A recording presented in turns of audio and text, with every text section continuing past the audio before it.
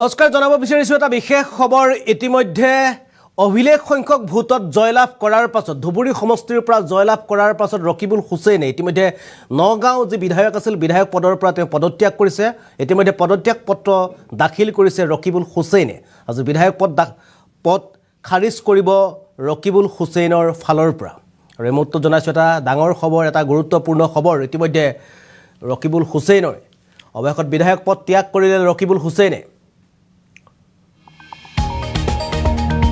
বিধায়ক হিচাপে ৰকিবুল হুছেইনৰ আজি অন্তিম দিন আজি বিধায়ক হিচাপে শেষৰটো দিন ৰকিবুল হুছেইন ধুবুৰীৰ সাংসদ ৰূপে দিল্লীলৈ যাব ৰকিবুল হুছেইন এতিয়া সংসদত বহিব ৰকিবুল হুছেইন বিধায়ক পদৰ পৰা পদত্যাগ কৰিছে ৰকিবুল হুছেইন ইতিমধ্যে বিধানসভাৰ অধ্যক্ষ বিশ্বজিৎ দৰমাইলৈ প্ৰেৰণ কৰিছে পদত্যাগ পত্ৰ অসম বিধানসভা চেণ্ট্ৰেল হলত কংগ্ৰেছৰ বিধায়িনী দলৰ বিদায়ী অনুষ্ঠান দিল্লী যাত্ৰাৰ পূৰ্বে ৰকিবুল হুছেইনক শুভেচ্ছা কংগ্ৰেছ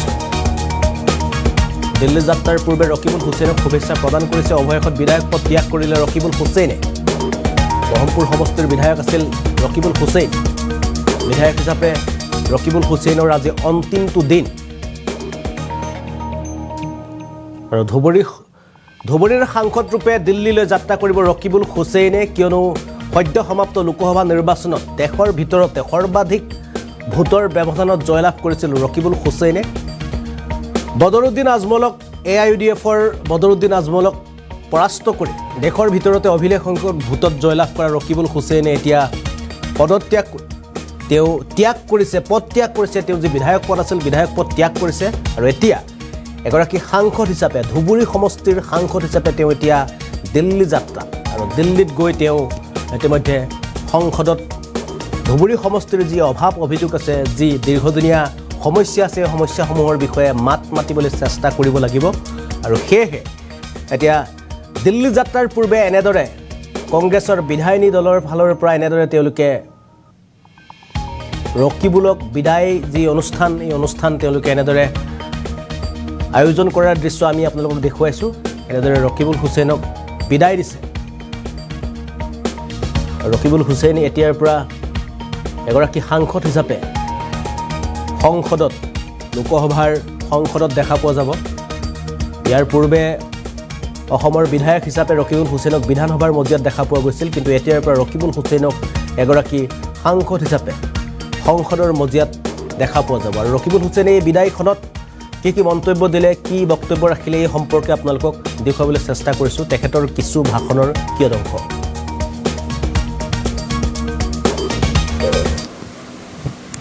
আনন্দ লগত বিষাদ যদিও মোৰ MP হৈ কংগ্ৰেছে দিয়া নতুন দায়িত্ব পালন কৰোঁতে আনন্দ হৈছিল কিন্তু আনন্দ বেছি নে বিষাদ বেছি সেই কথাটো এতিয়াও মই নিৰূপণ কৰিব পৰা নাই কাৰণ 2001 চনত দেৱব্ৰত শইকীয়াই কোৱাৰ দৰে যিদৰে প্ৰত্যাহ্বানৰ সন্মুখীন হৈ মাননীয় এই অসমৰ মুখ্যমন্ত্ৰী তৰুণ গগৈ ডাঙৰীয়াই আমাক 1 বছৰ বিধায়ক হোৱাৰ পাছতে মন্ত্ৰীৰ দায়িত্ব দিছিল তাৰ পৰৱৰ্তী সময়ত এগেইনষ্ট দ্য ৱেভ 2016-2021 এক প্ৰত্যাহ্বানৰ সন্মুখীন হৈ ভোটৰ বিপৰীতে ৰাইজৰ দ্বাৰা নিৰ্বাচিত হৈছিলোঁ সেই কথাখিনি মোৰ চকুৰ আগত ভাহি আহিছে মোৰ মনত পৰিছে আজি হিতেশ্বৰ শইকীয়া ডাঙৰীয়াৰ মই জিলা NSYৰ সভাপতি আছিলোঁ কোনোদিন ভাবা নাছিলোঁ সাধাৰণ সম্পাদক আছিলোঁ NSY ৰাজ্যিক কোনোদিন ভাবা নাছিলোঁ যে প্ৰদেশ NSYৰ সভাপতি হ'ম মই ছুটিকে ক'ব লাগে আজি দীঘলীকে ক'ব লাগিলে সুবিধা পালোহেঁতেন মোৰ চকুৰ আগত ভাহি আহিছে মুখ্যমন্ত্ৰী হৈ থাকি সেই সময়ত হিতেশ্বৰ শইকীয়া ডাঙৰীয়াই দিল্লীলৈ গৈ দিল্লীৰ NSY হিতেশ্বৰ শইকীয়াৰ নিচিনা এজন মুখ্যমন্ত্ৰী NSY all India Congress committee all India NSYৰ সভাপতিক মাতি আনি মোৰ ৰাজনৈতিক জীৱনৰ NSY ৰাজ্যিক সভাপতি দিবৰ কাৰণে তেওঁ খাটনি কৰি ধৰিছিল আৰু মোক মাতি আনি সেইদিনাই কৈছিল যে তোমাক মই NSYৰ সভাপতি হিচাপে ৰাজ্যিকৰ দায়িত্ব দিব খুজিছোঁ। বিগত দিনত তোমাৰ কাম কাজ মই নিৰীক্ষণ কৰি আছিলোঁ আৰু সেই যাত্ৰাৰ পৰা আজিলৈকে নিৰবিচ্ছিন্নভাৱে মই কংগ্ৰেছ দলৰ সৈনিক হিচাপে আন্তৰিকতাৰে মই কাম কৰি আছোঁ। বহু কথা মনত পৰে। সেই সময়ত আজিৰ দৰে কম্পিউটাৰ নাছিল। এই দেৱব্ৰত শইকীয়াই সেই সময়ত দিল্লীত বহি বিভিন্ন ধৰণৰে কম্পিউটাৰ কৰি আজিৰ মুঠা বহুত নেতাক আজিৰ পৰ্যায়লৈ অনাৰ ক্ষেত্ৰত যথেষ্ট সহায় কৰিছে। কেতিয়াবা মই এই কথাবিলাক লিখিলে আপোনালোকে নজনা কথা বহুত জানিব পাৰিব। হিতেশ্বৰ শইকীয়া ডাঙৰীয়াৰ আজিৰ এই যদি মই কথাখিনি নকওঁ, আজিৰ দৰে পৰিৱেশ নাছিল। আজি আমি যুঁজি আছোঁ বিৰোধী পক্ষৰ লগত। সেই সময়ত যুঁজিবলগীয়া হৈছিল এক্সট্ৰিমিষ্ট সংগঠনৰ লগত।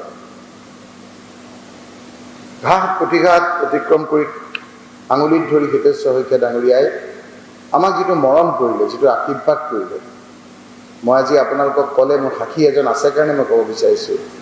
সেই সময়তে মই মোৰ কাম কাজ দেখি গোটেই অসমত মোক নাজিৰালৈ মাতি লৈ গৈছিল যে তুমি যেনেকৈ গুৱাহাটীত কৰিছা মোৰ তাতো কৰা। পৰৱৰ্তী সময়ত সেই সময়তে মোক MP হ'ব নেকি বুলি সুধিছিল। এজন সাক্ষী আছে এতিয়াও জীৱিত, শহীদুল ইছলাম বুলি ধিঙৰ।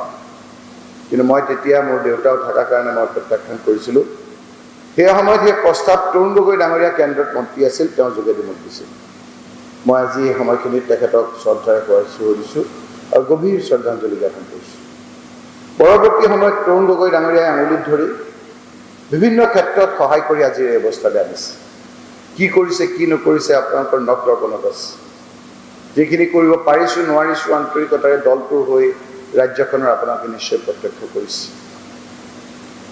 এই ঘাট প্ৰতিঘাতৰ মাজত আহি এই অৱস্থাত আজি উপনীত হৈছোঁ। নিশ্চয়কৈ আনন্দ যদিও বিষাদো কম নহয়। 2001 চনৰ পৰা নিৰবিচ্ছিন্নভাৱে মাত্ৰ কেইজনমান বিধায়ক আজি আছে। সেই বিধায়কৰ মাজত মই এজন। মই আপোনালোকক কৈছোঁ, যদিও মোক সুধি আছে, মই দিল্লীলৈ গৈছোঁ হয়, আকৌ কিন্তু ঘূৰি আহিম আপোনালোকক মই ক'লোঁ। এই যিটো আন্তৰিকতা মোৰ প্ৰেছৰ লোকসকলৰ লগত আছে, এই যিটো আন্তৰিকতা মোৰ সতীৰ্থসকলৰ লগত আছে, এই কথা মোৰ জীৱনত অন্তৰ থকা মানুহে কেতিয়াও পাহৰিব নোৱাৰে। ইয়াৰ যিখিনি আপোনাৰ আমাৰ বিধায়িনী, মই মন্ত্ৰী থাকোঁতে আমাৰ ছেক্ৰেটেৰিয়েটৰ লোকখিনি, আজি আমাৰ বিধায়িনী দলৰ প্ৰতিজন কৰ্মী, আমি গৈ তাত বহোঁ, এই লোকসকলেও যথেষ্ট সহায় আমাক কৰিছে। 2001 চনৰ পৰা বহু স্পীকাৰ পাইছোঁ, সকলোৱে আমাৰ ক্ষেত্ৰত এই ক্ষেত্ৰত সহায় কৰিছে। মই আজিৰ অধ্যক্ষ বিশ্বজিৎ দৈমাৰী ডাঙৰীয়াকে মই ধন্যবাদ জনাইছোঁ যে বিভিন্ন সময়ত আমি কথা কোৱাৰ ক্ষেত্ৰত আমাক যথেষ্ট সহায় কৰিছে, সেই ক্ষেত্ৰত মই ধন্যবাদ জনাইছোঁ। বিধায়িনী দলৰ দলপতি দেৱব্ৰত শইকীয়া ডাঙৰীয়াই বিগত প্ৰায় আজিলৈকে 8টা বছৰ নেতৃত্ব দিছে। আমি সকলোৱে একেলগে যুঁজিছোঁ আৰু আমাৰ সীমিত সংখ্যক বিধায়ক বিধায়িকাৰ যোগেদি কি কৰিব পাৰিছোঁ নোৱাৰিছোঁ ৰাইজে দেখিছে। তাৰে ফলশ্ৰুতিত আমি বিভিন্ন ক্ষেত্ৰত আমাক ৰাইজে আঁকোৱালি লৈছে। আজি আপোনালোকে চাইছে, মই চৰকাৰকো মই ধন্যবাদ জনাইছোঁ বিভিন্ন ক্ষেত্ৰত যে আমাক বহু ক্ষেত্ৰত আমাৰ কথাবিলাক তেওঁলোকে ৰাখিছে। আজি আপোনালোকে জানি সুখী হ'ব যে আজি ৰাহুল গান্ধী ডাঙৰীয়া, জিতেন্দ্ৰ সিং ডাঙৰীয়া, প্ৰিয়ংকা গান্ধী ডাঙৰীয়ানী, আমাৰ সভাপতি মাল্লিকাৰ্জুন খাৰ্গে ডাঙৰীয়া, আমাৰ সোনিয়া গান্ধী ডাঙৰীয়ানীয়ে যেতিয়া গোটেই